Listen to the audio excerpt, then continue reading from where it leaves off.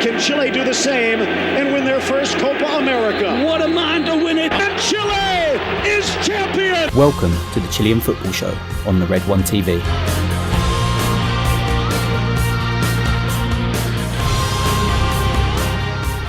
Hello and welcome to the newest episode of the Chilean Football Show, now on Apple Podcasts and Spotify. I'm your host, Thomas Neff, and I'm joined by the regular guys in the team, Daniel Campos from Chile and Matias Grez joining us from London, England.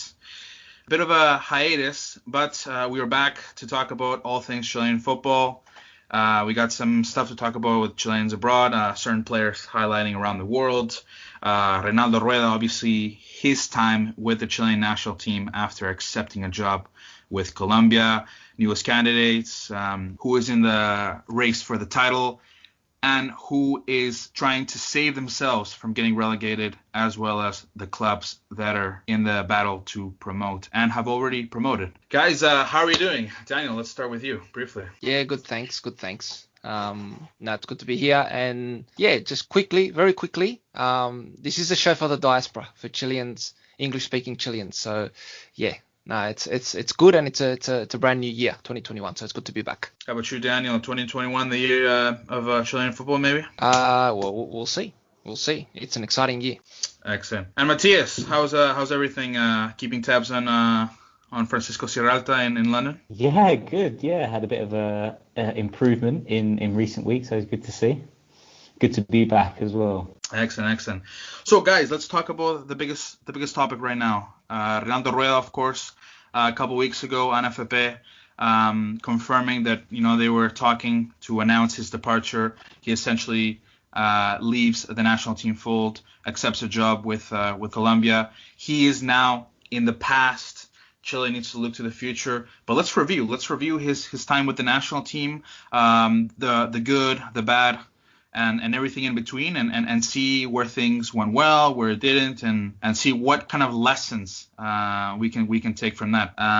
Matias, what would you say Reinaldo Rueda's from the day he got here? Do you think he was given all the resources to succeed, or do you think it was difficult for him because him having a very, very good resume, but maybe it wasn't the right fit? Or do you think maybe with all the administrations changing? I mean, a combination of everything, really. I mean, it's hard not to look at his time in charge as anything other than quite a disappointment. And while I think a lot of the blame does fall on his shoulders for that, obviously we all know that the Chilean national team is going through a changing of the guard at the moment, and the production line that is meant to be coming in to replace the aging golden generation hasn't been very good, and that's obviously down to the NFP. That's not down to Rueda. On the other hand, you have to say the last 3 years, I mean, on the pitch, absolutely no evolution from the players individually, from the players as a group. And despite the shortcomings Rueda's faced because of this lack of talent coming through, without question he should have done better, a lot better, with the group of players that he had at his disposal. Obviously, I'm sure we're under no illusions that this Chilean national team is not what it once was, not what it was at its peak 5-6 years ago now, but there's still a good core group of experienced players that should be playing much better than they have been under Rueda. And going forward, if Rueda does well at Colombia, that is completely separate to the situation here in Chile. It's not to say that he's automatically a bad coach after a bad spell here, and he's not going to be automatically a good coach there. It's just, the situations of both the Chilean national team and Rueda, they just didn't work at the time. It almost goes without saying, Matias, even though he's changing from one national team to another within South America, going to Colombia, he has so much more options available to him. I think it's not all of his fault. Right, Daniel? It's not all of his fault. Matias said that Rueda is a great coach. Absolutely. He's very academic, theoretical, practical, perhaps over analytical. That's probably his only downfall. Now, the president, Pablo Milad said in a very ironic tone, we wish Señor Rueda todo lo mejor, all the best, except when Colombia play against Chile. And that's a sentiment of the country. Now, if there are footages on social media of Arturo Vidal and Alexis Sanchez, giving the welcoming of the new called up players like, say, Carlos Palacios, or the return of Eduardo Vargas, and there are glasses of wine at the lunch or dinner table, then Rueda didn't get hold of the discipline. So with the signing of technical director Francis Calligao, Spanish, or I think he's Galician, very well known during his time at Arsenal, but he's done a lot of work apart from that. Probably likely, and I don't want to jump the gun with the show, that he will, from his personal choice as well as a professional choice, be skewed or a bit aligned to appoint Beñat San Jose or Juan Manuel Lillo. What do you think, guys? Certainly. I mean, Rueda, he was brought in by Arturo Salah. Arturo Salah then leaves as president. A new administration comes in, and a new administration comes in after that.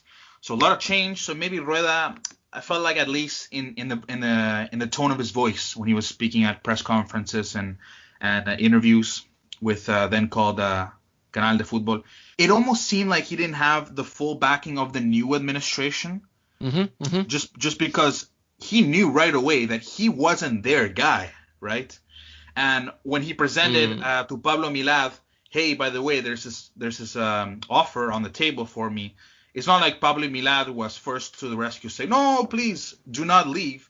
He was, if you think you have a better chance with Colombia, the doors are open for your departure.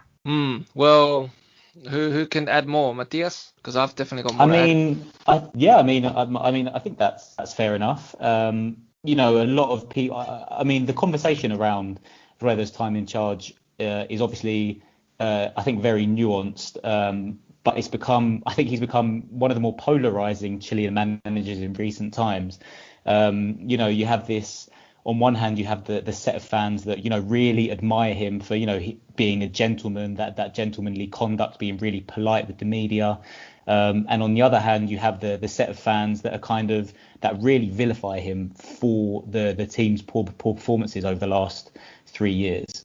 And I think there is some truth to both sides. And I think, honestly, the fair analysis of his time in charge would probably fall somewhere in between those two extremes. There are some people that I think have gone somewhat overboard in their protection of him and his time in charge.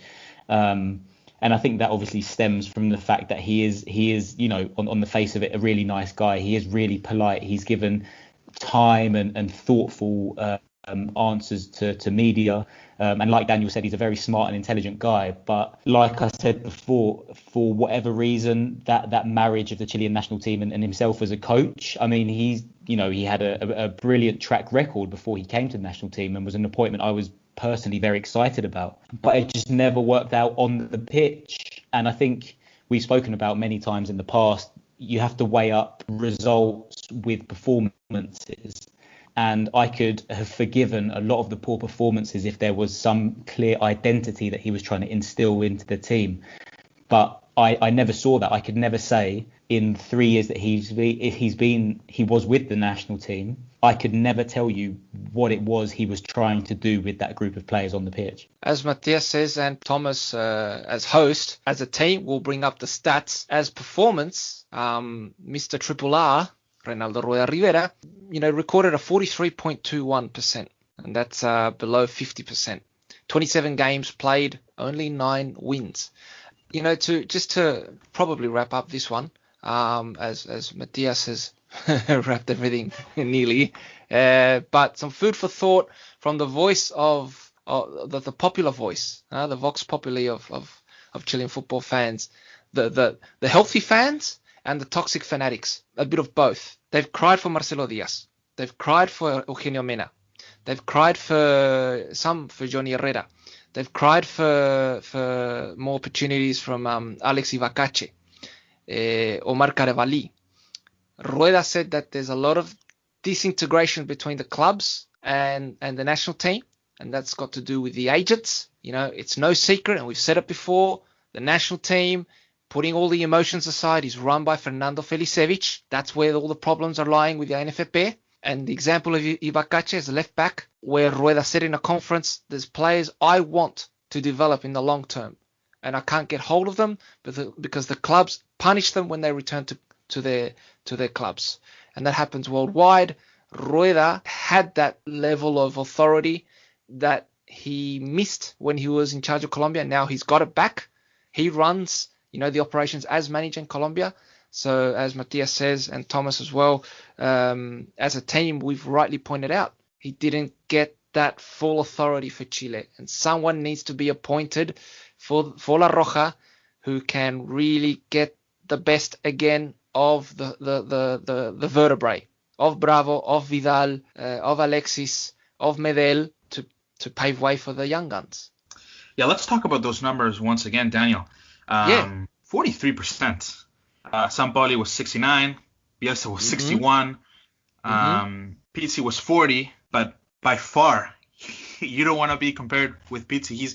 He's in the below category. He wasn't even. He was in the same level as Borghi and Pizzi in the very bottom. A word of defense to Pizzi. I mean, it wouldn't be a bad thing to be compared to one of the two managers that had delivered just one of the two major trophies that the country's won in its entire history. I don't think that's necessarily a bad thing. I would have rather go to the World Cup and not won that title, to be honest with you. No way. Absolutely no way. Give me that trophy over qualification to the World Cup every day. But I want it all. Win the Coppers and go to Russia. I mean, anyway, it's history. Both. It was hard to see, with Pizzi that term was brilliant, but you didn't know that things, because nothing was ever leaked to the media. You didn't know that things were falling in the locker room. It wasn't leaked until after the qualifiers. But anyways, the Ronaldo Rueda tenure is over, and replacing him is a lengthy list of potential candidates that ANFP is weighing in its options, and quite honestly, options that match their budget, right? We recently saw the news of them discarding various other candidates because of the price budget, because of it wouldn't be a good fit for them. But let's talk about the list of candidates that several newspapers are talking about. Matias Almeida in the MLS right now, currently in San Jose Earthquakes. Turco Antonio Mohamed, a manager that has coached in Liga MX. Former Boca Juniors manager Guillermo Barros Escoleto, and at home Jose Peckerman, which would be very ironic if he became the manager, because Rueda going to Colombia, and let's see if that happens. And more so home, Ariel Holland, also in the list, currently coaching Universidad Católica, and Beñat San Jose right now in Belgium, in the Belgium league. Guys, what do we think about some of these names? Who could be a good option to replace Rueda, and maybe what kind of budget ANFP is working with? Because obviously you're not going to be bringing a guy like Pochettino. You take it, Daniel. Well, there's more names on the list, and Francis Callegao would like Juan Manuel Lillo. Juan Manuel Lillo is in the hot seat. Another very academic coach, forward-thinking, attack-minded. Fans want La Roja attack-minded. Roberto Donadoni, Louis van Gaal, scratched? Yes, no? See? I think good cards. Price-wise, budget-wise. Well, the coach should be, Don Dinero, Mr. Money, because it's dried up. So a world-class coach on a low asking fee might be. I'm going to go with Sebastián Becachese because the players want him. Ooh. Matias, what do you think? Because the players want him. It's not my choice. It's what the players want. Yeah, he certainly wouldn't be my first choice, I don't think. Obviously, since his time at Laú, certainly has improved as a manager, but not to the extent that I would taking on this job, at a particularly turbulent time in this kind of evolution of the national team. And I mean, like you said, we can kind of discount any of those big world-class, if you like, names, I think purely because of budget, unless any of them would like to take a significant cut to come to live in Chile. That would be nice. But I think it entirely depends on what the NFP wants to do from here on out. Do they want essentially a stopgap between now and Qatar to ensure that the team just qualifies and then analyze again from there? Or do they want to go down, the route they went down with Sampaoli and hire a young upcoming coach with an identity that they feel can kind of really change this team, bring through the next group of players in the coach's image? So that's essentially the two sides of the coin, I think, that the decision will fall on. I mean, just because I'm so desperate to go to a World Cup after missing the last one, and because of how little time there is left in the legs of this golden generation, I'd probably go with a stopgap with the look of just qualifying to Qatar. Thomas, what do you think? I think Peckerman, just because he's already lived the qualifier cycles, and you need a coach that knows what South American qualifiers is about. Most of the players are always coming in from Europe. They have to get adjusted to hostile crowds, except now because of COVID, of course. But I don't know. I want to get a coach that is from South America. That 100%. So I think he would discard Louis van Gaal. Not because he would be a bad choice, but I just don't think he would really dial in with the culture of the players. And I think the Argentine philosophy has worked really well. So I would put. It's not that Kuscevic is a bad coach, like Matias said. He is coming over from, if he would sign with La Roja, he will be coming over from Racing, a very big club in the Superliga. But it wouldn't be a bad choice. I think I would give the opportunity to a guy like Beñat San Jose. Pizzi was a coach in Chile, so was Sampaoli. I think Beñat San Jose has what it takes to be a potential national team coach. And let's not forget, he was also in Spain with Real Sociedad as well. So it's not that he's a coach that he just came to South America, to Chile, because no one else had he also had other choices on the table. I mean, you just saw right now coaching a first division club in Belgium. And for people who don't know this, the Belgian league is very, very good league. I think it's probably a top 15 in the world. So I think I would give him the option. And if we can afford Guillermo Barros, Choleto, I think I would go for him. Those would be my two choices. Ex-players like Jorge Contreras, Jorge Mortero Aravena,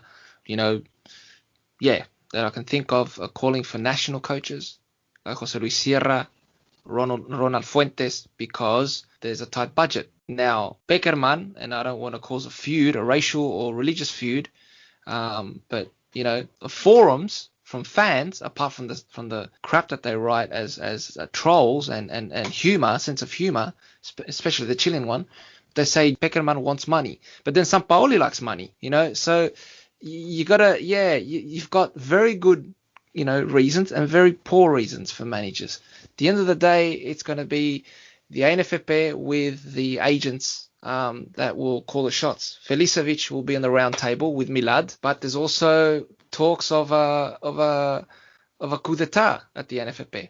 Milad might not even survive. It's a mess. When I first heard Peckerman was one of the leading candidates, kind of, my first reaction was just completely no. He's retired. He's over 70 years old.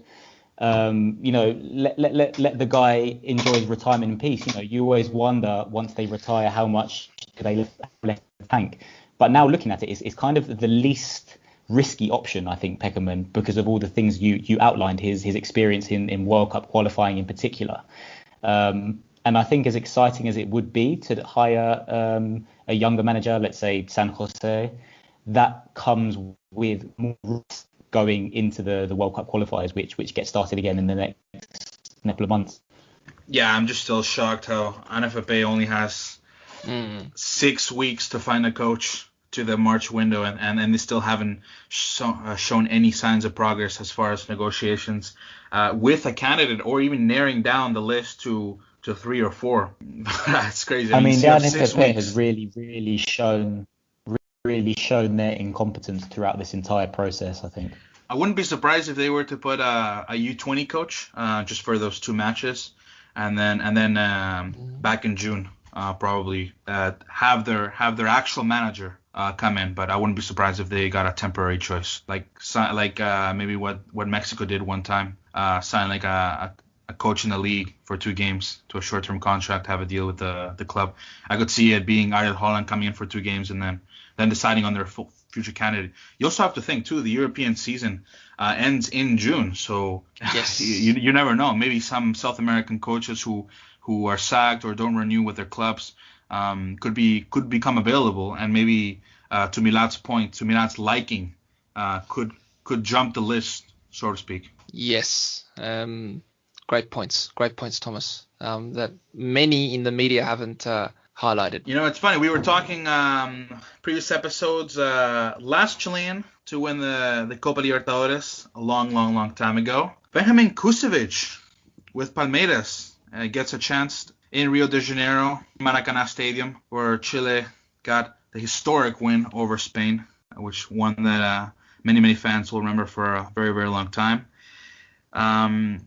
1 week away. How special would it be, Daniel, for not just a Chilean to win the Copa Libertadores, but for a guy like Kuscevic who has such projection potential and in a position that we very, very much need at center back? Well, 2 things. One, still on the previous question, Dominic Torrent, what happened when he got sacked at Flamengo? But he's not a candidate. He's my personal one. But anyway, and the women's, but we'll sum up the women's later in the show. I know it's not on the script. Okay. Ignacio Prieto and Elia Figueroa, who lifted the coveted trophy to the sounds of the Ode to Joy of Beethoven. So yeah, Kuscevic has had a great year, made a great decision not to stay in Dinamo Zagreb after that frustrated transfer to his heritage, the country of his background. And it was a bold move to the Brasileirão, and Palmeiras is a decent side, with the exception of Felipe Melo. He's just so annoying. And Kuscevic, is similar to when Don Elias Figueroa arrived. Correction, he didn't arrive to Peñarol. Peñarol flew to Viña del Mar in a helicopter with a show to take him to Montevideo at age 17. That's why he's the best in Chilean history. And Figueroa at Peñarol, the Uruguayans started sharpening the knives. Este gurise, este pibe, lo vamos a enseñar. We're going to teach the kid how to be a man. And that's what Kuscevic is going through at Palmeiras. Sharpening the studs, teaching him how to tackle properly, and just refining the tactical movement that he learned at Católica, the best football school in Chile, and at Castilla Real Madrid. So he's there for big things. And the new coach, the new manager at the national team, has to include him with the frightening defenders that we have. Paulo Diaz, Francisco Serralta, Guillermo Maripan, Benjamin Kuscevic, the other brother of Diaz, Nicolás Diaz. Come on, man. We've got quality to go to the World Cup. Matias? I mean, yeah, it'd be great if we could play like 6 centre-backs at the same time. That'd probably be our best chance given the spread of the quality at the moment. But I mean, like you said, it's amazing. It's been such a long time, decades, and Kuscevic was always, the best, if not of one of the best talents here in the National League. And we've seen it before, I mean, like you said, he had a frustrating year in Europe, and we've seen it plenty of times before. Really promising players here, really talented players in Chile that have made the wrong move or made the move and kind of just fizzle out into nothing. And that's essentially what's happened with the 2 lost generations of footballers that we have between the golden generation and the current lot going through. So, it's really nice to see him make the step. I think the step to Brazil is always a good one for a Chilean player. I use Charles Aranguis maybe is the best option for that. I mean, he stayed at Internacional until his mid to late 20s, I believe. The Brazilian league is a much stronger league than here, than Chile. And it's just that I find it's a really good middle ground between leaping straight from Chile to Europe. And, if more players were to follow his trajectory, Aranguis' trajectory, maybe we'd have less of these, holes that are meant to be filling in for where the golden generation are fizzling out. But obviously, I'm sure, like everyone else in the show, I have a real affiliation to either of the 2 teams in that final, but we'll obviously be cheering for Kuscevic's team. It's a good thing. It's a good thing that the signing didn't go through at Dinamo Zagreb. Brazilian league, obviously, much bigger option than playing in Croatia, even though Dinamo Zagreb play in Champions League qualifying. But to be a starter in Palmeiras, he had to beat a lot of really, really, really good defenders. And he's playing consistently, he's playing well. And next week, if he can win it, I think he can really jump from being a guy, we'll include him in the 23-man squad for Chile, to being a guy all of a sudden, okay, this guy can be our starting center back. Quick question for Thomas and Matias. What do you like about Kuscevic? And Matias, what do you see that Kuscevic can improve on? Well, the thing is, Kuscevic is very tall. I think him and Maripan are very, very tall. And you don't see that. Chileans are very short players. You'll usually, out of maybe 20, 23 players, maybe you'll have a couple that will be tall. Bravo, of course, because he's a goalkeeper. He has to be tall. I think he's the games that I've seen him play at Universidad Católica, it just seems like he was always even though he was 23, 24, and I was very worried for him that, he was kind of lagging on his Chilean league career when he was getting 23, 24. The guy became starter at age 20, and not only at any club, but at Católica. It happens a lot at Universidad de Chile and Colo-Colo. A 20-year-old becomes a starter, either any position, right back, midfielder, forward. And they have a couple bad games, and then they give up on him. The fact that Kuscevic remained consistent, and not only Católica didn't give up on him, but after he had a bad performance, he bounced back and remained consistent. And he remained patient as well. I think he's been screaming for a transfer all these years, so I think his poise and patience, it really speaks to his character. I mean, for me, obviously, he has all the physical attributes to be a brilliant centre-back, but, he has already improved so much since Thomas said from his debut as a 20-year-old, the way he handles the ball at his feet coming out of defence. I mean, I think one of the things that the Chilean national team has struggled with a lot recently is, initiating attack back with a defender who's comfortable with the ball at his feet and able to break, the ball between the lines. And I think he's already shown some passing ability and improved passing ability. I think, if he's to be our starting centre back, that ability to comfortably have the ball at his feet and stride out of defence and initiate attacks from the back, I think that would be a huge benefit to this national team. Yeah, Kuscevic just needs the opportunity. That's it. And if he can lift with Palmeiras the Libertadores, La Li, it would be a perfect 2021 for him. Well, and what bigger stage to do it than at the Maracanã next Sunday? So, wow. I know, right? So it would be quite exceptional for him. Yeah. Guys, next on the list is we have to talk about, speaking of Católica. Católica aren't just the only team in the running, also Unión La Calera, who are just in their toe heels for the national title. And, a national title that had to be suspended for quite a period of time and over a year because the players didn't have vacation. It's one of the few South American leagues that players didn't have a 1 or 2 month break into the new year, extended into the new year, and Católica remains in first place with Unión La Calera trailing them not by far. Matias, do you think Católica will remain top place and really stick first place throughout the remaining fixtures, or can Unión La Calera really fight back and do something that Católica in 2011, 2012 happened to them in the last couple of fixtures? Well, have you seen the matches? Have you done your homework? I mean, I think when we were talking about this a few months ago, weeks ago, we were saying it was almost once Católica got knocked out of the Sudamericana and they had no continental priorities to worry about, that they would kind of stroll to the league title, and it looked like they were going to do that for a while, but have kind of just hit a bit of a stumbling block right when it counts and have been reeled in. If La Calera can win their game in hand against Cobresal, that puts only 1 point puts them 1 point behind Católica, and all of a sudden, how is that going to play into the minds of the Católica players? They were looking like they were going to stroll to the title, and now they've got somebody breathing down their necks. I mean, I think it's still, at this point, I personally wouldn't be betting against them to win the title and would still love to see La Calera win it.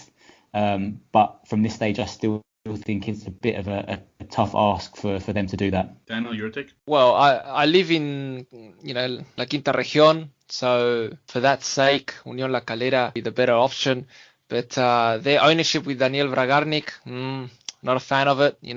as they own Defensa Justicia, who knocked out Coquimbo Unido.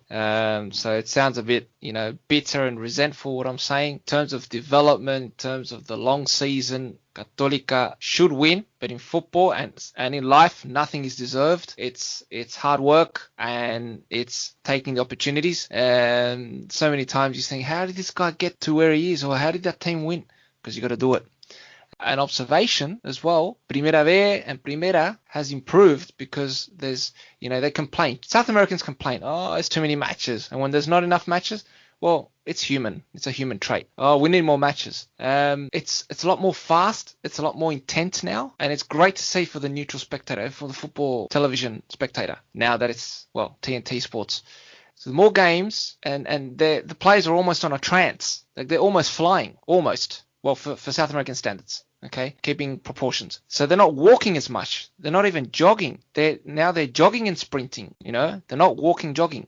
So Católica, unless a disaster happens, like when Colo-Colo bottled it at 2010, in Católica won, because this is a 2020 season.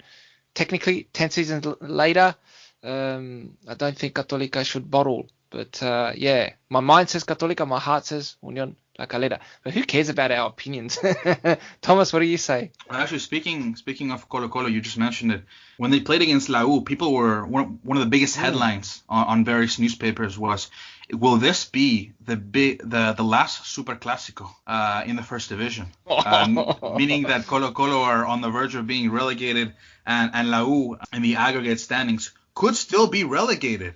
That's how crazy, Chilean league rules are. Sometimes, you look at this season, they save themselves from last season, but can you guys imagine if they don't see each other? If it becomes like a similar scenario to I guess when América Cali went down in Colombia. if Colo-Colo or La U go down and they don't see each other for a few years, how much that would hurt Chilean football in an economic standard. It'll hurt even more because there's no funds to sign a national team manager. So it'll hurt even more. And Colo-Colo against Coquimbo will probably decide who goes down in the normal table. And then in the average ponderada, Matias, finish off. Oh, God, I'm not enough of a mathematician and haven't got a calculator on me to try and work that out. But I think Colo-Colo sort of had something of a resurrection in recent weeks, still showing some signs of, the problems that have troubled them over the course of the season, but, have looked to have turned something of a corner. But we've said that before on more than one occasion this season, and they've kind of regressed again. But, Iquique and Coquimbo, especially at the bottom, have games in hand, which if they were to win, would put Colo-Colo bottom again, and things would all of a sudden not be looking quite as good as they are now. But, at the moment, I honestly, with the way the teams are performing each weekend, the ups and downs that they seem to be having, I could not tell you who I think at this stage would be the two teams to go down. And it's great news for Católica fans, for Arica fans, and La Serena fans. Speaking of the teams that might be going down, let's talk about a team that just was promoted up, Ñublense, back in Primera División. Daniel, does the south of the country maybe not get as much of a look now with Ñublense back in the top tier? Maybe we can. Fans could see more of it? Oh, absolutely. I mean, the Chilean economy is backed by copper and centralism. The old saying that Santiago's Chile, Chile's Santiago, and you need to break that hegemony. And in football, the hegemony is Católica, La U, and Colo-Colo in no particular order. And that's got to break. How good is it when football nations, where, I don't know, PAOK win in Greece or Leicester win the English Premier League, you want a La Calera win in Chile. So in an ideal world, you want a professional team from Punta Arenas. Logistically, it's very hard, and the weather. So the southernmost team, I think, is in Primera from Concepción, So Universidad Concepción, Huachipato, well, yeah. So Universidad Concepción, Huachipato from Talcahuano is the second southernmost club. So now Ñublense is also in the same region. Well, technically no, they're in Chillán, Ñuble. that's as further south you can go. Depending on the Primera V promotion, which I did go last year, was last year was amazing when La Serena went up. Double headers, fans traveling from the provinces to the Nacional. Real, football like 70s and 80s vibe of having double headers. Yeah, you see, Kiblinski, the president, Patrick Kiblinski of Ñublense, he's got good relations with the ANFP. Surprise, surprise. Go figure. And play the Don Corleone, Godfather tune in the background. And but the guys did it on the field. Well deserved. Great football. So, historically, Ñublense is an Otis club from the elevators that go up and down. They've got the facilities. They've got a nice stadium in the name of the father of one of the national team physios. I guess if they have a plan, it's like any business, a good business plan, a good short-term plan and a long-term plan, they'll survive in 2021, from the drop. Like Coquimbo Unido did, which now is under threat, and like Santiago Wanderers is doing. I'm positive. I'm positive of Ñublense surviving. And you just mentioned the Primera V playoffs. Puerto Montt, also in the south, Temuco, and Rangers de Talca, along with Melipilla, are the 4 teams remaining for the final spot to ascend to Primera División. Is it fair to say that almost once these teams promote to the first division, that almost half the time they go right back down, Matias? I mean, I'd say that's fair. Being the club, the fan of a yo-yo club like myself, like La Serena, you get to the point where it entirely depends, I think, on the management at the higher level of the club. If you have, owners, presidents of clubs that, like Daniel said, have real plans in place, short-term plan, medium plan, long-term plan, then it is entirely possible to stay up, because these teams need to be resourceful with what they have. They can't compete with some of the bigger teams. But, like we've seen with La Calera now, for example, good network, good hiring, scouting process, good mixture of players on the team, to more than just avoiding relegation straight away. Guys, let's talk about back to talking about Kuscevic, because we just spoke about him. Let's talk about Chileans around the world. Matias's favorite, Francisco Serralta, is a starter at Watford and has been playing a lot of games, especially in the championship. How are Watford doing, Matias? Update us maybe. So yeah, it's been nice to see him playing all of a sudden. I think it's the last 7 games now he started. They've won 4 of those, been in a good run of form. He himself has picked up individual plaudits from the manager, from fans for his performances. Watford at the moment 3rd in the table, well in the hunt for an promotion to the Premier League after relegation last season. And I think just from a Chilean perspective, it's been nice that the club, who I think were reported to have paid £3 million for him, which is no insignificant sum. The fans in the club are now starting to see what we saw when he came and really made his mark in those qualifiers against Uruguay and Peru at the end of last year. So it's nice to see that what we saw is now being appreciated by his club, because I don't think we had any doubts that he was good enough to step up and become a starting centre-back. But it's just really nice to see him prove that. Daniel, also a player that you're very highly fond of, Marcelo Diaz, looks to be falling off the radar a little bit with Racing. He said publicly in many interviews that he wants to retire with Universidad de Chile. He's 34 now, just turned 30th of December. Is it maybe time to come home and maybe spend the last couple of years of his career in Chile? It's not the time now. Marcelo Diaz is because he's Chilean and not Argentinian or Brazilian. He didn't go to Europe earlier, or wasn't higher valued in the market. Chilean passports seem to have a limit in the overrated and overpriced football market in Europe. Diaz is absolute quality. Now, the guy's human. He's not a robot. He's injured. He's recovering. And now Pizzi is in charge of Racing. So Diaz will stay at la Academia in Avellaneda, porque es un pibe muy bárbaro as well. He's intelligent. He's got a nice family. He's settled. And when you win the hearts of Argentinian fans, you've won a country, you know, because it's a football nation. And he's expressed that he wants to study journalism after he retires. You know, his wife is a graduated lawyer, so you know the guy's got long-term plans. No, I think maybe give it another 2-3 years and he'll retire La U if Goldberg and Vargas are still there and there's negotiations and whatnot. You'd be surprised, you know. We see things from afar. Not everyone in the football circles are friends. There's a lot of envy and there's a lot of bitter fighting. But La U fans definitely want Chelo or Carepato back at La U. And also Junior Fernandez signed with Istanbul Başakşehir. So it's great to see one more once again in the European leagues. Interesting point that you bring up, Junior Fernandez. I always thought that, you know, him playing in very good leagues and, you know, the Turkish league, very, very competitive. But I feel like he was always a club player more than a national team player. Because I've met Junior, you know, personally. He's very free-spirited. He's a down-to-earth kind of, you know, you can't force him to be competitive. It's up to him to be competitive.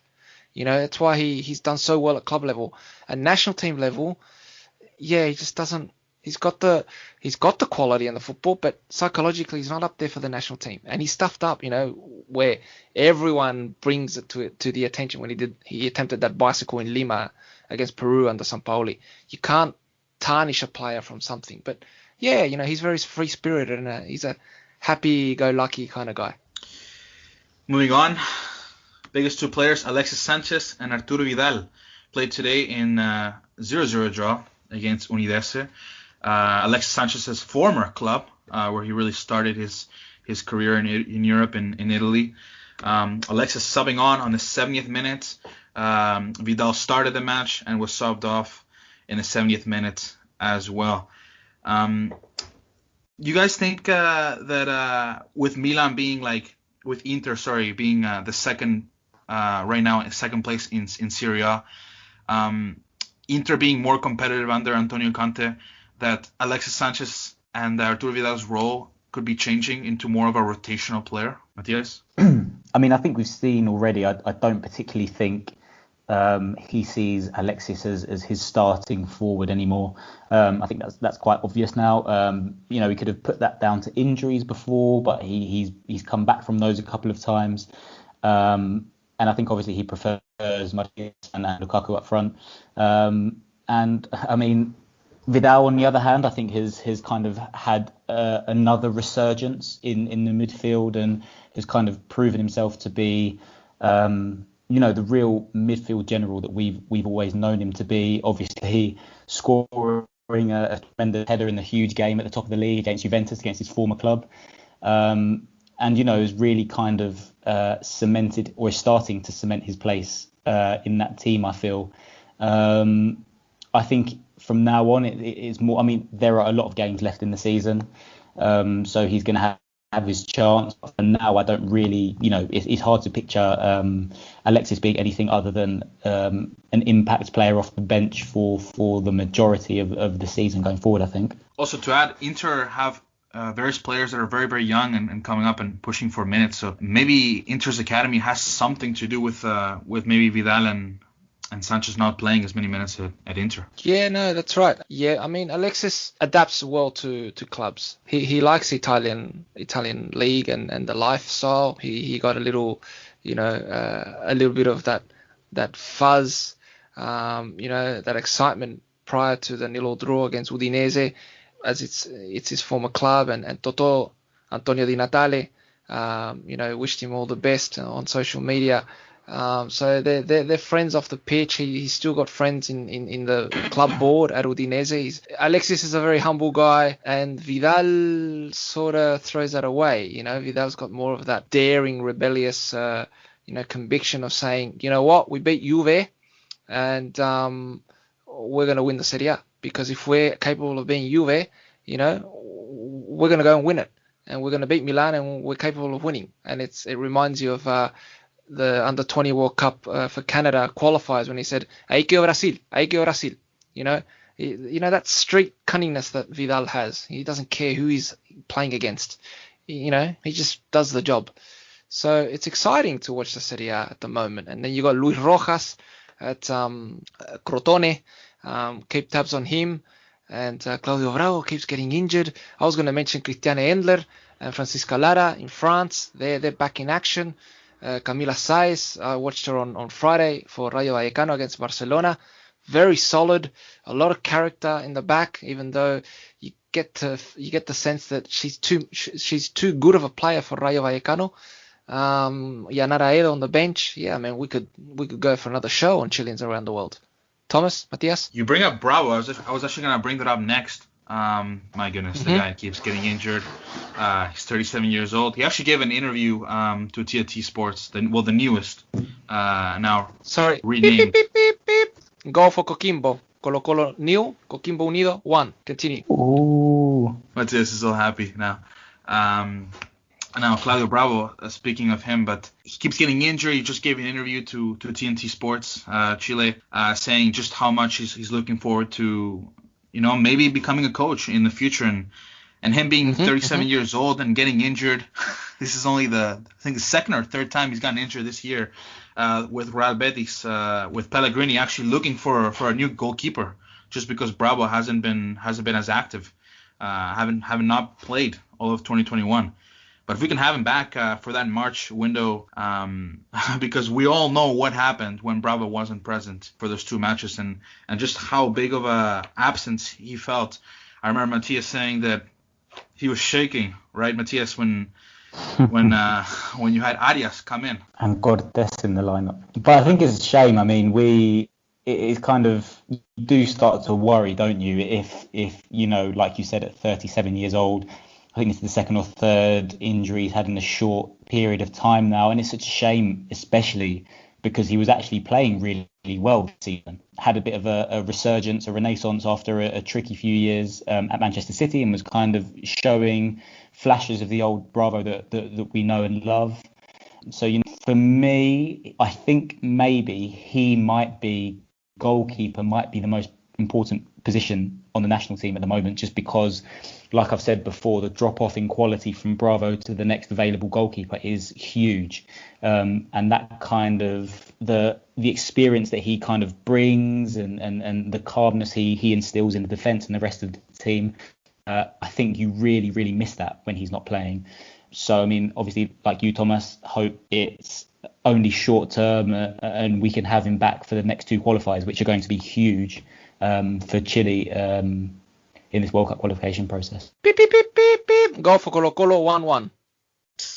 Oh, that's short-lived. And speaking about those two matches, Chile don't have a lot of time. I mean, everyone says, it's a 2-3 year process. It's 18 matches.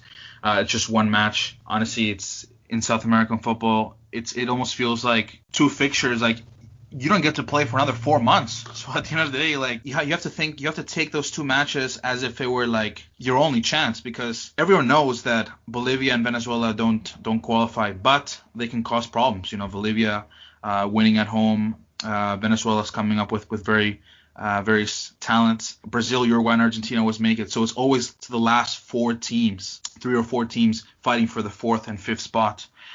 Being that the 5th spot isn't even a direct spot, it's being a playoff. That last time being against a team in Asia, this time right now FIFA not yet confirming who the 5th place will be against. But guys, before we wrap up this show, do we wanna ask ourselves, with the new resurgence of managers, could we see? You guys think that Chile is anywhere near from being done, or is this sort of between finding the latest pieces to put an 11-man roster on the team? Yes. I think this iteration of the national team is very close to being done. I don't think they're completely finished yet. Like I said, I think they've still got this World Cup qualification process in them, and obviously the upcoming Copa America and the Qatar World Cup to perform to a high level. But I think that would probably be the end of the road for this team in, the image or something of the image that we've known it over the last 10 years or so. So no, I don't think they're done. I think a lot of people, because the decline of the national team has been so steep over the last, essentially since the 2016 Copa America. I think a lot of people have written this team off and are making them out to be a lot worse than they are, just because the performances were so bad under Rueda. But I do still think there is something there with a core group of players that have held up this golden generation. And for their sake, they've given the country so much. I'd hate for this national team to, fizzle out or go out with a whimper with 2 failed World Cup qualifications, with a 3-0 defeat to Peru at the Copa America. To get the grand finale they deserve with a qualification to another World Cup. Hot take right here. I don't believe that this summer's Copa America tournament is going to happen. I think the Colombian FA is very, very careful right now, just because how much money comes in from gate money, from tickets and all that. What do you guys think? You guys think the tournament will go through? No, it won't. The Olympics will, and Jose Letelier and the girls obviously need to play Cameroon, but the Copa America, realistically, no. Matias, you think the tournament will go through? I honestly couldn't say at the moment. Like with the Olympics, had the report that came out from the Times on, I want to say, Wednesday night here, that basically said they were, secretly resigned to the fact that it wasn't going ahead. But now they've come out and kind of denied that's the case and are still open to it happening. Obviously, we have the Euros here this summer, which are, in the worst possible outcome, are actually being held all across Europe, which is kind of, the least ideal scenario for playing in a pandemic. So it entirely depends, on I think the vaccination process between now and then. And, like we found out with sports leagues around the world, money talks. And if it's more beneficial for them and will make them more money than it will lose to play the tournament, they'll do it. Like we found out here in England, where, in the midst of, this is the worst the pandemic's ever been, having, more than 1,000 deaths a day. And the Premier League and the lower leagues are still all going ahead because money talks. The same can be said for the USA. The NBA is going ahead because money talks. So at the end of the day, if it's beneficial to them and profitable, I think they'd probably still go ahead with it. Great. Well, that's all the time we have for you today. This episode was in partnership with Chile Today News. For myself, Daniel, and Matias, thank you all for listening, and we'll see you next time.